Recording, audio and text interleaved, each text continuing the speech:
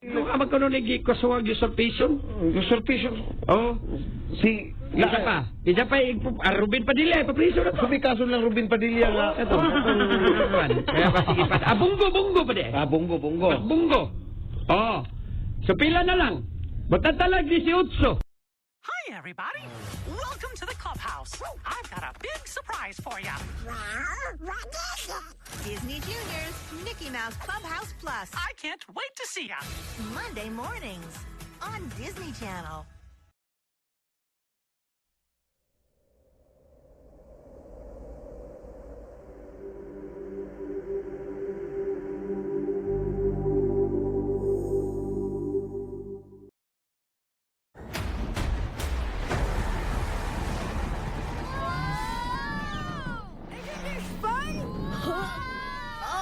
I think I'm more of a land mammal.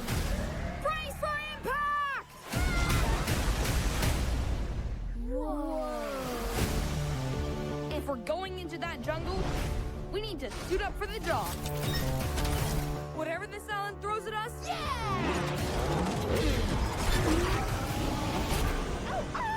we'll be prepared. We are so not prepared! Run! I am running! I'm a bulldog! This is as fast as I can go! This summer, Dino Island is the greatest discovery in the world. I'm Rex. Why don't you let me show you around? Yeah! Welcome to my home sweet home. Whoa! It doesn't have a big screen TV or Wi-Fi. Ah, That's just my iCloud. He's always watching.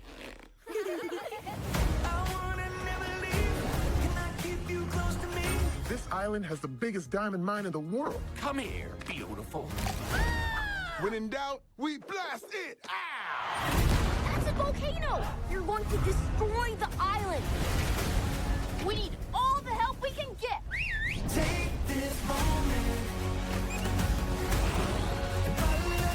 Witness a big screen event Stay cool, little doggy. of prehistoric proportions. We've got an island saved. Who's with us? What was that? It's my stomach. Those baby dinosaurs ate all my pup treats. Oh, come on! No dino's too big, no pups too small. I can do this.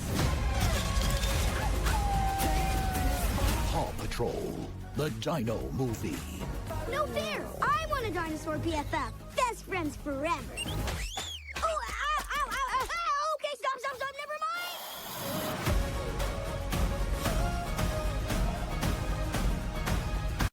Ang mga tinututukang balita at istorya sa #1 newscast sa bansa. Hatid ng dekalibreng anchors at hosts ng GMA Integrated News.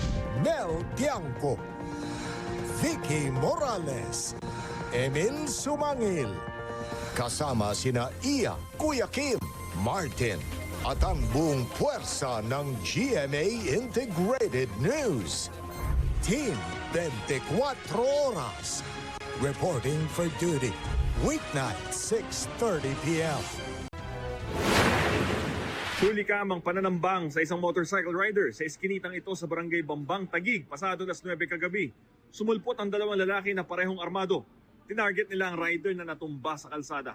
Kahit nakahiga na, binaril pa siya uli ng isa sa mga salarin na agad ding tumakas. Tinangka naman ng isa pang salarin na tangayin ng motorsiklo ng biktima. Makikita na bumunod din ang baril ang rider. Doon na nawala sa iskinita ang natitirang salarin. May binaril po daw na tigabangbang. Nung paglabas ko, may nakabulakta. At tumawag agad ako ng ambulansya. Walang ambulansya, naka-dispatch. Kaya yung tricycle lang tinawag ko.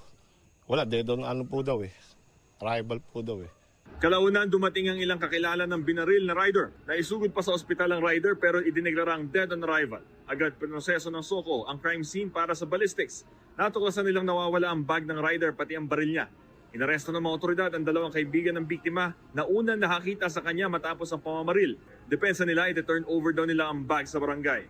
Binibigay ko po yung bag na ayaw po kuhanin dahil nangangatog po. Bubuhatin niya daw yung anak niya. Kaya ang ginawa ko po, hindi ko po alam gagawin ko puro sa bag na po yun, di kaya po inuwi ko po. Tapos, bababa na po kami, dumating po yung mga pulis. Pupunta sana po kami ng barangay po para i-surrender po yung... So surrender po namin. Naisip ko na lang pong kuhain yung bakal. Baka mamaya po may iba rin makakuha.